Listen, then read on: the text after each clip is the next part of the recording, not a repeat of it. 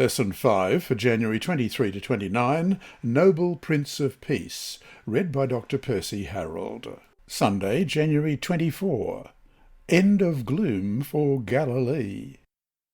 Our text for today is Isaiah 9, verses 1 to 5. Nevertheless, the gloom will not be upon her who is distressed, as when at first he lightly esteemed the land of Zebulun and the land of Naphtali, and afterward more heavily oppressed her by the way of the sea beyond Jordan in Galilee of the Gentiles.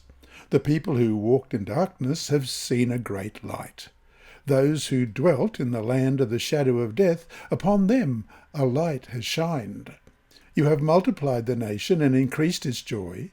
They rejoice before you according to the joy of harvest, as men rejoice when they divide the spoil. For you have broken the yoke of his burden and the staff of his shoulder, the rod of his oppressor, as in the day of Midian. For every warrior's sandal from the noisy battle and garments rolled in blood will be used for burning and fuel for fire.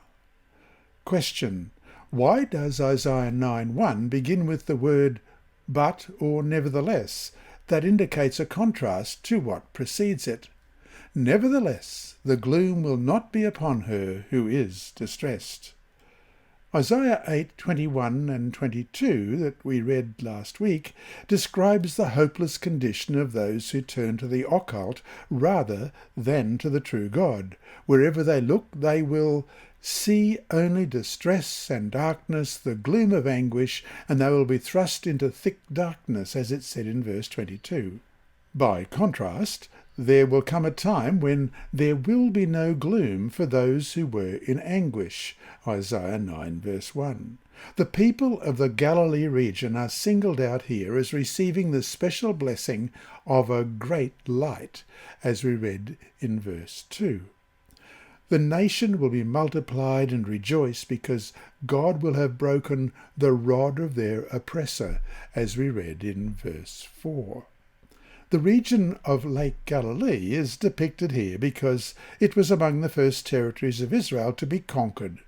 In response to Ahaz's request for aid, Tiglath-Pileser III took the Galilee and Transjordan regions of northern Israel, carried some of the people captive, and turned the territories into Assyrian provinces, as we read in 2 Kings chapter 15 and verse 29. In the days of Pekah, king of Israel, Tiglath-Pileser, king of Assyria, came and took Ijon, Abel, Beth-Maachah, Janoah, Kedesh, Hazor, Gilead, and Galilee, all the land of Naphtali, and he carried them captive to Assyria.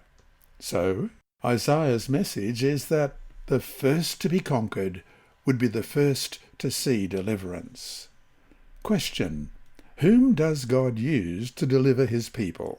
Isaiah 9, verses 6 and 7. For unto us a child is born, unto us a son is given, and the government will be upon his shoulder, and his name will be called Wonderful, Counselor, Mighty God, Everlasting Father, Prince of Peace. Of the increase of his government and peace there will be no end, upon the throne of David and over his kingdom, to order it and establish it with judgment and justice from the time forward, even forever.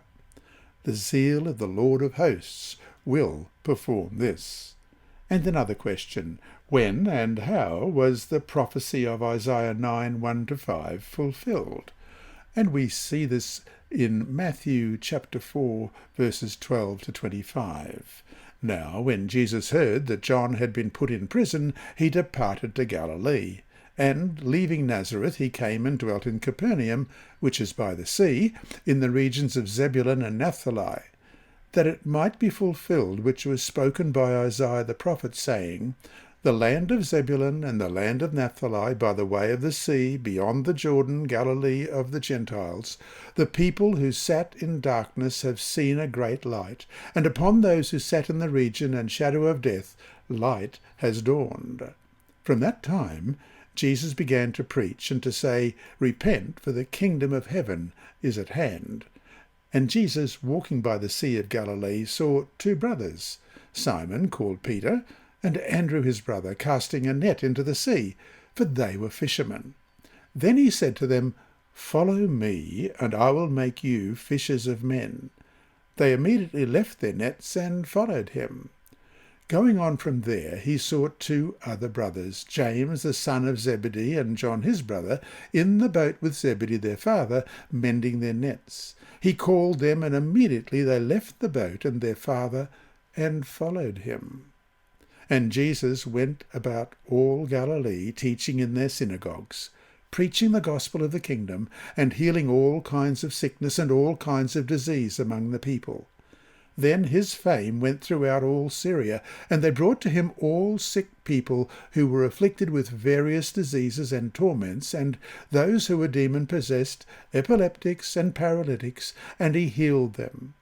Great multitudes followed him from Galilee and from Decapolis, Jerusalem, Judea, and beyond the Jordan. Not by accident, Jesus' early ministry was in the Galilee region, where he gave hope by announcing the good news of God's kingdom and by healing people, including delivering demoniacs from bondage to the occult, as we read in Matthew chapter 4 and verse 24 just then. Then his fame went throughout all Syria, and they brought to him all sick people who were afflicted with various diseases and torments, and those who were demon-possessed.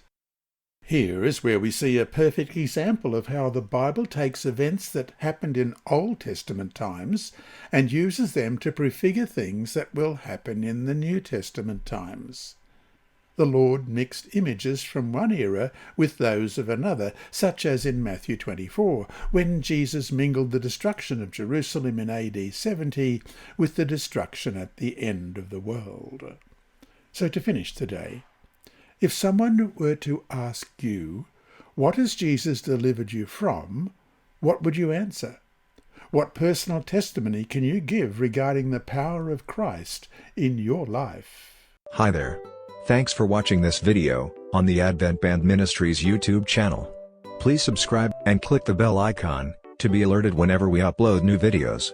So, until we meet him in the clouds, may God continue to bless you. This lesson was read by Dr. Percy Harrold for Christian Services for the Blind. It's supported by the Sabbath School Department and Hope Channel Australia, and is rebroadcast by Christian Record Services and through podcasts at It Is Written in the United States, Hope Channel Germany, and through Apple iTunes and SoundCloud. Remember, God is always faithful.